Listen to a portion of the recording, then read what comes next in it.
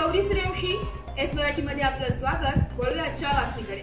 त्र्यंबकेश्वर येथे पावसाने हजेरी लावली आहे। गेल्या काही दिवसांपासून विश्रांती घेतली होती, मात्र शनिवार दिनांक 12 सप्टेंबर रोजी वातावरणात बदल होऊन श्री क्षेत्र त्र्यंबकेश्वर येथे सायंकाळी पावसाने हजेरी लावल्याने व्यावसायिकांची चांगलीच तारांबळ उडाली आहे। सध्या सर्वत्र पितृ पक्ष सुरू असल्याने भाविकांची त्र्यंबकेश्वर येथे दर्शनासाठी व पूर्वजांच्या निधीसाठी गर्दी होत आहे।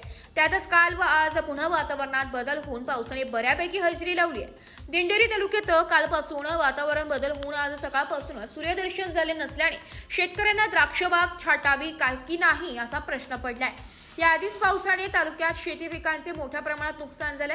त्यातच आता हवामान खात्याच्या अंदाजानुसार कालपासून वातावरणात बदल झाल्याने शेतकऱ्यांमध्ये चिंतेचे वातावरण पाहायला मिळत आहे। एस मराठी न्यूज साठी तालुका प्रतिनिधी बापू चव्हाण, दिंडोरी।